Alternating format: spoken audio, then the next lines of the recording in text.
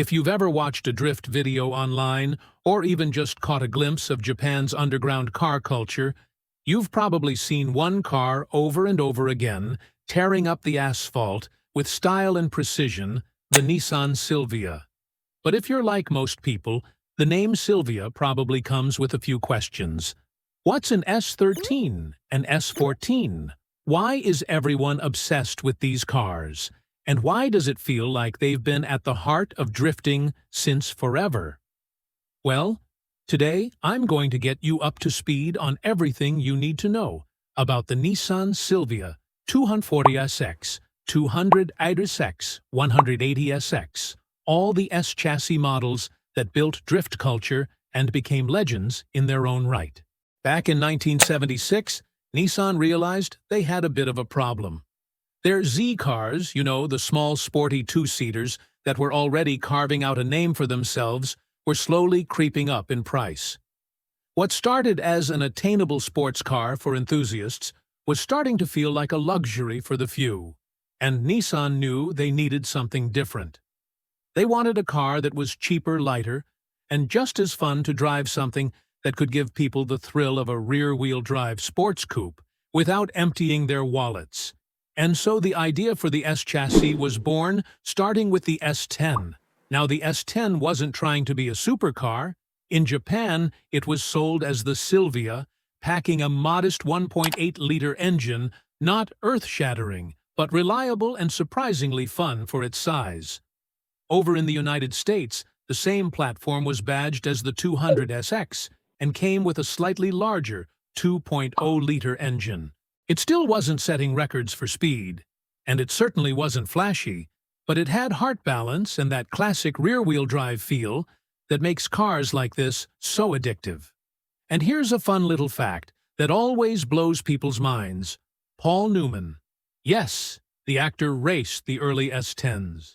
Imagine that Hollywood legend behind the wheel of what was basically Nissan's everyman sports car. It's a detail that adds a surprising layer of cool to what many might consider just a humble little coupe. Fast forward a few years to 1979, when Nissan decided to take the S-chassis to the next level with the S110. This was the first time the S-chassis really got serious attention from Nissan's factory racing programs, and it showed. The S110 would give birth to some truly iconic machines, including the 240 RS and the Super Silhouette Racers cars that weren't just transportation, they were statements of engineering ambition and, dare I say, audacity. The 240 RS, for example, was Nissan's ticket into the infamous Group B rally racing scene.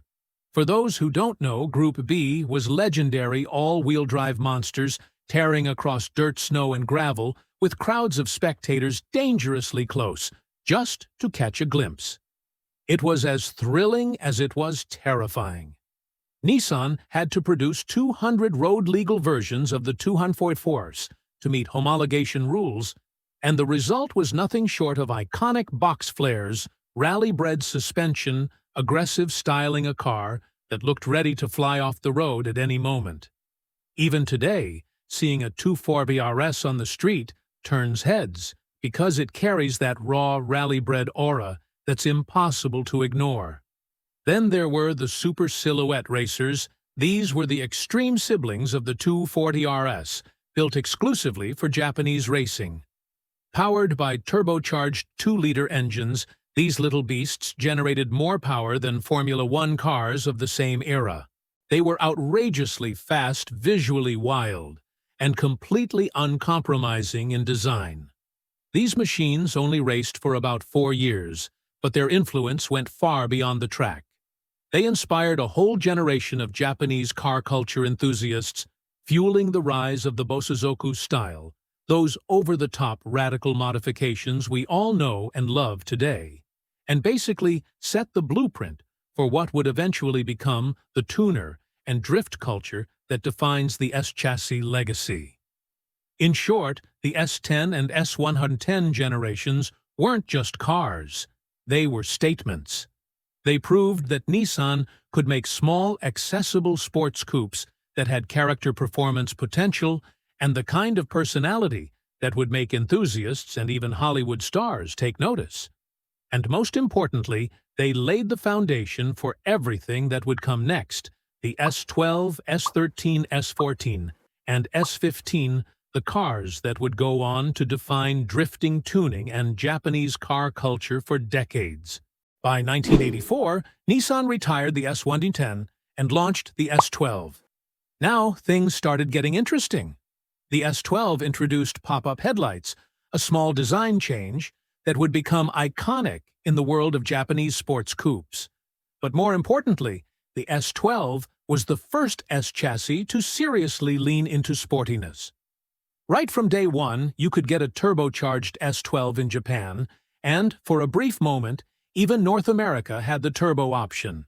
However, in 1987, Nissan pulled the turbo from US models and introduced the 200SX Sports Edition, which was unique for offering a V6 engine.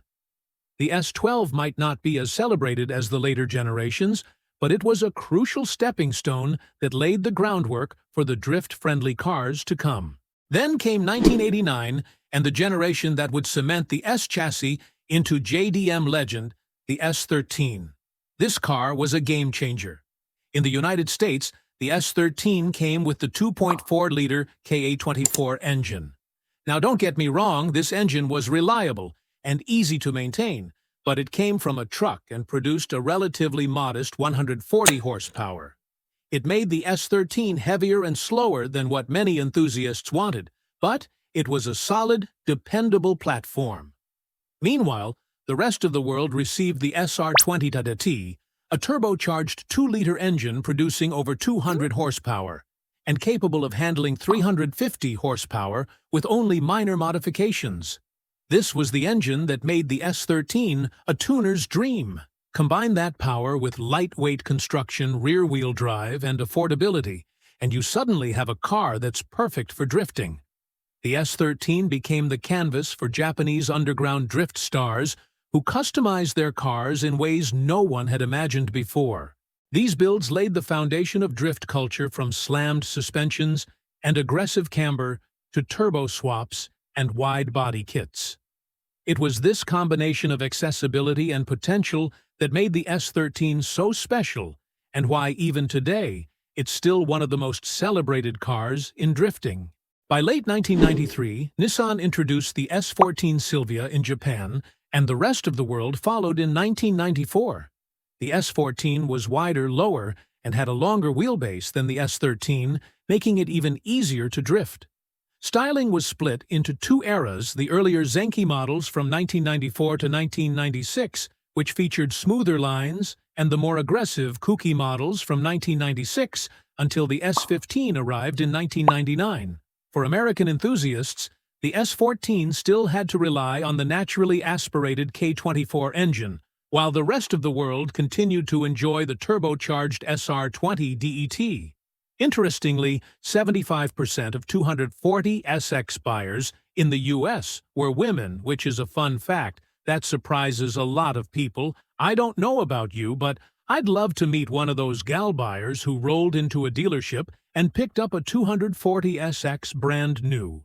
The S14 represents the evolution toward easier, more controllable drift cars. Wider stance, longer wheelbase, and improved handling all made it a natural progression from the S13.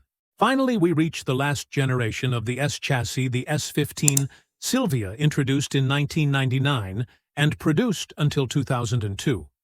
This car was slightly smaller than the S14, but featured the most refined SR20 DT offered from the factory.